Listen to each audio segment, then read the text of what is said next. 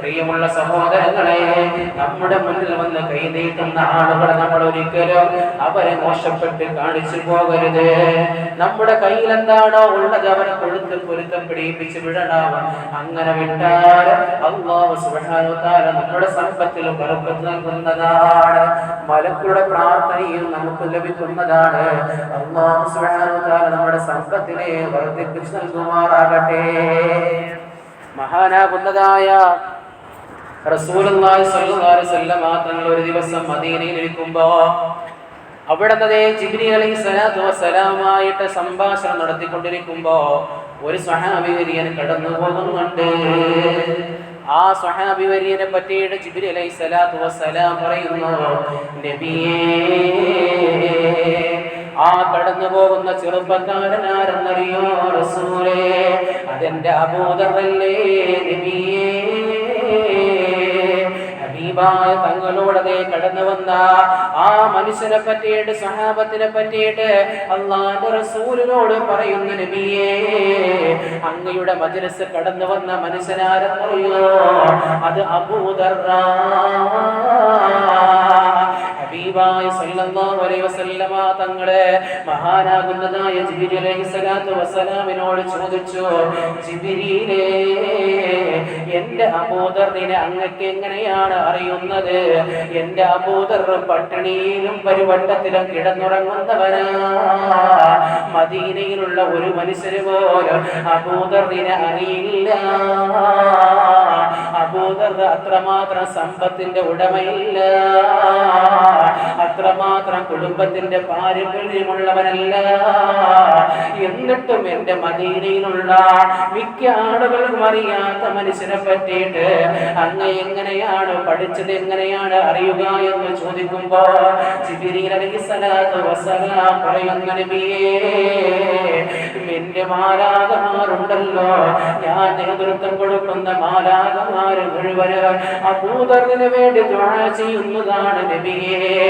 ആ സമയത്ത് ഹബീബായ തങ്ങൾ ചോദിക്കുന്നു, ജിബ്രീൽ, എന്റെ അബൂദറിന്റെ അത്രമാത്രം ഉയരാനുള്ള കാരണം, ആ അബൂദർ ചെയ്യുന്ന പ്രവർത്തനം എന്താണെന്ന് ചോദിക്കുമ്പോ റസൂലുള്ളാഹി സ്വല്ലല്ലാഹു അലൈഹി വസല്ലമ തങ്ങളോട് ജിബ്രീൽ അലൈഹിസ്സലാത്തു വസ്സലാം അവിടുന്ന് പറഞ്ഞു, നബിയേ, അബൂദറുണ്ടല്ലോ, എല്ലാ ദിവസവും അവൻ തഹജ്ജുദ് നിസ്കരിക്കുന്നവനാ, അവൻ സ്വലാത്ത് ചൊല്ലുന്നവനാ, ദീനീ മജ്‌ലിസിൽ ഇരിക്കുന്നവനാ. അതേപോലെ അബൂദറുണ്ടല്ലോ, അവൻ പട്ടിണിയിലും പരിവട്ടത്തിലുമാണെങ്കിലും അവന്റെ മുന്നിൽ ഏതെങ്കിലും ഒരു മനുഷ്യൻ വന്ന് കൈ നീട്ടിയാൽ ആ മനുഷ്യനതേ അവിടെ അവന്റെ മനസ്സിനെ സന്തോഷിപ്പിക്കുന്ന രൂപത്തില് കയ്യിലുള്ളതിനെ കൊടുത്തുകൊണ്ട് സന്തോഷിപ്പിക്കുന്നവനാ. അതുകൊണ്ടതേ അബൂദറിനെ ഈ ലോകത്തുള്ള മുഴുവനും മാലാഖമാർക്കും അബൂദറിനെ അറിയാൻ നബിയേ. അബൂദർ റളിയല്ലാഹു അൻഹു ഇങ്ങനെയുള്ള മനുഷ്യനെന്നറിയോ? മദീനയിലുള്ള മുഴുവനതേ സമ്പത്തിന്റെയും ഉടമസ്ഥന്മാരാകുന്ന ആ കാലഘട്ടത്തിലെ ഏറ്റവും വലിയ ധനികന്മാരുടെ വീട്ടിന്റെ മുന്നിൽ പോയിട്ട് അബൂദർ റളിയല്ലാഹു അൻഹു എല്ലാ ദിവസവും വിളിച്ചു പറയാറുണ്ട്, അല്ലയോ സമ്പത്തിന്റെ ഉടമകളെ, ഈ കോൺക്രീറ്റ് സമുദ്രം പോലുള്ള മണിമാളുകളുമായിട്ട് നാളെ നിങ്ങൾ ഖബറിന്റെ അകത്ത് നിന്ന് എഴുന്നേറ്റ് വരാനുള്ളതാണ്. അതുകൊണ്ട് നിങ്ങളുടെ സമ്പത്തിനെ നിങ്ങൾ ചിലവഴിച്ചു പോകണേ. നിങ്ങൾ സ്വതക്ക കൊടുക്കാതെ നിങ്ങൾ കെട്ടിപ്പിടിച്ച് വെച്ചിരുന്നാൽ നിങ്ങൾ ഈ സമ്പത്തുമായിട്ട് നാളെ മനുഷ്യറയിൽ വരുന്നതാണ്.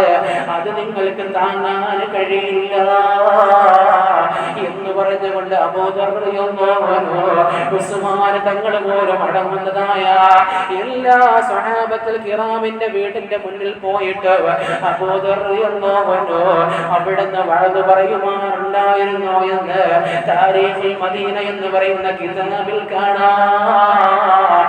തന്റെ സമ്പത്ത് മുഴുവനും പാവപ്പെട്ടവർക്ക് കൊടുത്തു. അവസാന അബൂ ദർ റളിയല്ലാഹു അൻഹു ലോകത്തോട് വിട പറയുന്ന സമയത്തതേ തന്റെ കഫംപുട വാങ്ങാൻ പോലും കഴിയാൻ അവിടുന്നതേ വാങ്ങാൻ പോലും സമ്പത്ത് തന്റെ വീട്ടിന്റെ അകത്ത് ഇല്ലാതിരുകയാണ്. ആ സമയത്തുണ്ടല്ലോ മക്കൾ വാവിട്ട് കരയുകയാ. എന്റെ വാപ്പയുടെ ജനാസ എങ്ങനെയാണ് അടക്കാൻ സാധ്യമാകുക എന്ന് ചോദിക്കുമ്പോ ആ കാലഘട്ടത്തിലെ മദീനയുടെ ഖലീഫയാകുന്ന ആ കാലഘട്ടത്തിലെ മദീനയുടെ ഖലീഫ കടന്നു വന്നിട്ട് അബൂ ദർ റളിയല്ലാഹു അൻഹുവിന്റെ ജനാസ അവിടുന്നതേ ജന്നത്തുൽ ബഖീയിൽ ഖബറടക്കുന്നു. എന്നിട്ടതേ ഈ മനുഷ്യനെ പറ്റിയിട്ട് അവിടെ ഇരിക്കുന്ന സഹാബത്തിനോട് പറയുന്നു, ഇത് ആരെന്നറിയോ? മലക്കുകൾ പോലും ദുആ ചെയ്യുന്ന മനുഷ്യനാ, ദുനിയാവിനെ വിട പറഞ്ഞവനാ, ദുനിയാവിനെ തൊലാക്ക് ചൊല്ലിയവനാ. താനൊരു 100 ദിർഹം സമ്പാദിച്ചാൽ ആ 100 ദിർഹമിൽ നിന്ന് 95 ദിർഹമോളം അദ്ദേഹം സ്വതക കൊടുത്തിട്ടല്ലാതെ തന്റെ വീട്ടിൽ കയറില്ല എന്ന് പറഞ്ഞ മനുഷ്യനാ. റസൂലുള്ള പറഞ്ഞത്, അബൂ ദർറിനെ നിങ്ങൾ കണ്ടാൽ ആ അബൂ ദർറിന്റെ കൈ പിടിച്ചിട്ട് ദുആ ചെയ്യിപ്പിക്കണേ എന്ന് പറഞ്ഞ ഈ മനുഷ്യനെ മരിക്കുന്ന സമയത്ത് ബൈത്തുൽ മാലിലെ മുതൽ കൊണ്ടാണ് അദ്ദേഹത്തിന്റെ ഖബറടക്കിയെങ്കിൽ പ്രിയമുള്ള സഹോദരാ, റസൂലുള്ളാഹി സ്വല്ലല്ലാഹു അലൈഹി വസല്ലമ തങ്ങൾക്ക് അവിടുന്നതേ ബഹ്റൈനിൽ നിന്ന് ഒരു കൂട്ടം സമ്പത്തുമായ റസൂലുള്ളാഹിയുടെ മുന്നിലേക്ക് അവിടുന്ന് സഹാബത്തുൽ കിറാം കടന്നു വന്നിട്ട് പറഞ്ഞു, നബിയേ, ഈ സമ്പത്ത് മുഴുവനും അങ്ങേക്കുള്ളതാണ്. റസൂലുള്ളാഹി സ്വല്ലല്ലാഹു അലൈഹി വസല്ലമ തങ്ങള് ആ സമ്പത്തിന്റെ പരിസരത്ത് പോലും തിരിഞ്ഞു നോക്കാതെ നേരെ അസ്ർ നിസ്കരിക്കാനും പള്ളിയിൽ കയറി നിസ്കരിച്ചിട്ട് മുത്തനബി സ്വല്ലല്ലാഹു അലൈഹി വസല്ലമ തങ്ങള് ആ സമ്പത്തിൻ്റെതായ ചാരത്ത് ഹദീസിൽ കാണാം, റസൂലുള്ളാഹി സ്വല്ലല്ലാഹു അലൈഹി വസല്ലമ തങ്ങൾക്ക് കൊണ്ടുവന്ന ബഹ്റൈനിൽ നിന്ന് കൊണ്ടുവന്ന സമ്പത്ത് എത്രയും അറിയോ? അതേ 2 മലയോളം വരുന്ന സമ്പത്തുകൾ ഹബീബായ തങ്ങളുടെ മുന്നിലേക്ക് കൊണ്ടുവന്നിട്ടു. എന്നിട്ട് ഹബീബായ തങ്ങളുടെ അസ്ർ നിസ്കാരത്തിന് ശേഷം അവിടെ ഇരുന്നു കൊണ്ട് സ്വതക്ക കൊടുക്കാൻ തുടങ്ങി. ഹബീബായ തങ്ങളുടെ സ്വതക്ക കൊടുത്ത് മഗ്‌രിബിന് ബാങ്ക് ബിലാലുകൾ കൊടുക്കുമ്പോ മുത്തനബി സല്ലല്ലാഹു അലൈഹി വസല്ലം തങ്ങളെ ആ മജ്‌ലിസിൽ നിന്ന് എഴുന്നേൽക്കുമ്പോ ഒരൊറ്റ ദീനാർ പോലും ഒരൊറ്റ ദിർഹം പോലും അവിടെ ഇല്ല എന്ന് സഹാബത്തുൽ കിറാം പറയുകയാണ്. മുത്തനബി സല്ലല്ലാഹു അലൈഹി വസല്ലം തങ്ങളെ ഒരൊറ്റ ദീനാർ പോലും ദിർഹം പോലും തന്റെ വീട്ടിന്റെ അകത്ത് കൊണ്ടുപോയി വെച്ചിട്ടില്ല. അതാണ് ഹബീബായ തങ്ങളെ പറ്റിയിട്ട് സഹാബത്തുൽ കിറാം പറഞ്ഞത്. എന്റെ മുത്ത് റസൂലുള്ളാഹ് അവിടുത്തെ നാളത്തേക്ക് വേണ്ടി ഒന്നും തന്റെ ജീവിതത്തിൽ മാറ്റി വെച്ചിട്ടില്ല. ബിസ്മില്ലാഹി തവക്കൽതു അലല്ലാഹ് എന്നുള്ള ദിക്റുമായി മുത്തുനബി ജീവിച്ചപ്പോൾ ആ മുത്തുനബിയുടെ അനുയായികളാകുന്ന ഞാനും നിങ്ങൾ അതേപോലെ സമ്പത്ത് ചിലവാക്കണേ. പിടിച്ചു വെച്ച് ബഹീരന്മാരായി പോകല്ലേ, ലുബ്ധന്മാരായി പോകല്ലേ. മുത്തുനബി സല്ലല്ലാഹു അലൈഹി വസല്ലമ തങ്ങളെ വഫാത്താകുന്ന സമയത്ത് ആയിഷ സിദ്ദീഖ റളിയല്ലാഹു അൻഹ പറഞ്ഞത്, എന്റെ മുത്ത് റസൂലുള്ളാഹിയുടെ വീടിന്റെ അകത്തേ 2 മാസമായിട്ട് തീകാഞ്ഞിട്ടില്ല എന്ന് പറഞ്ഞത് മഹദിയാകുന്ന ആയിഷ സിദ്ദീഖ റളിയല്ലാഹു അൻഹ.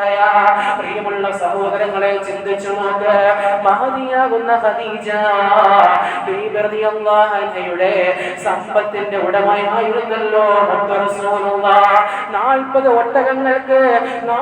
ഒട്ടകങ്ങൾക്ക് ചുമക്കാൻ മാത്രം മഹദിയാകുന്ന ഖദീജ ബീബി റളിയല്ലാഹു അൻഹയുടെ ഖജനാവിന്റെ ചാവികൾ ഉണ്ടായിരുന്ന ആ ഖദീജ ബീബി റളിയല്ലാഹു അൻഹ വഫാത്താകുന്ന സമയത്തേ താൻ ഖബറടക്കുന്ന സമയത്ത് തന്റെ ശരീരത്തിൽ കഫം പൊടി തികയാതെ അവസാനം എന്ന് പറയുന്ന മദീനയിലെ പുല്ലുകൊണ്ട് അവിടുത്തെ മക്കയിലെ പുല്ല് കൊണ്ട് വന്നിട്ട് തന്റെ കഫപ്പുടമയിലെ ബാക്കി കാലുഭാഗം പൊതിഞ്ഞിട്ടാണ് കബറടക്കി പോയെങ്കിൽ തങ്ങൾ പറഞ്ഞു, എന്റെ ഖദീജ കൊടുത്തതുപോലെ ദീനുൽ ഇസ്ലാമിൽ ഒരൊറ്റ മനുഷ്യന്മാരും സ്വതന്ത്രപ്പെടുത്തിയിട്ടില്ല. അതുകൊണ്ടാണ് ഖദീജ ബിബി റളിയല്ലാഹു അൻഹാ സയ്യിദത്തുൻ നിസാ ബീബി ഖദീജ സ്വർഗ്ഗത്തിലെ നേതാവായിട്ട് മാറിയത്. തന്റെ സമ്പത്ത് മുഴുവൻ ദീനിനു വേണ്ടി ചെലവാക്കിയതാ. യതീം മക്കളെ കാണുമ്പോ അതേപോലെ നമ്മുടെ മുന്നിൽ കൈ നീട്ടി യാചിച്ചു വരുന്നവരെ കാണുമ്പോ നമ്മുടെ കയ്യിലിരിക്കുന്ന സമ്പത്തെടുത്ത് ചെലവാക്കണേ സഹോദരാ. എങ്കിലും അല്ലാഹു സുബ്ഹാനഹു വ തആല നമുക്കതേ സമ്പത്ത് വർദ്ധിപ്പിച്ചു നൽകുന്നതാണെന്ന് നബിയുനാ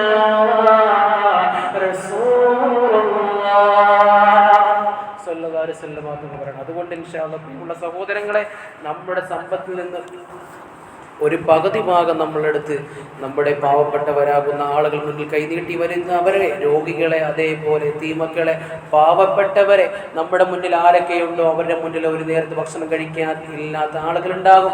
അതേപോലെ പള്ളികൾക്ക് മദ്രസകൾക്ക് വേണ്ടിയിട്ട് ചിലവാക്കണം. അല്ലാഹു സുബ്ഹാനഹു വ തആല അങ്ങനെ കൊടുക്കുന്നവരിൽ നമ്മളെ ഉൾപ്പെടുത്തി അനുഗ്രഹിക്കുമാറാകട്ടെ. പൈസകൾ ഒരുമിച്ച് വെച്ച് ലുബ്ധത കാണിച്ച് മരിച്ചു പോകുന്നതിന് തൊട്ട് അല്ലാഹു സുബ്ഹാനഹു വ തആല നമ്മളെ കാത്തുരക്ഷിക്കുമാറാകട്ടെ. മലക്കുകളുടെ അനുകൂലമാകുന്ന പ്രാർത്ഥന കിട്ടുന്ന മനുഷ്യന്മാരിൽ അല്ലാഹു സുബ്ഹാനഹു വ തആല നമ്മളെല്ലാവരെയും ഒരുമിച്ച് കൂട്ടി അനുഗ്രഹിക്കുമാറാകട്ടെ. ആമീൻ യാ റബ്ബൽ ആലമീൻ.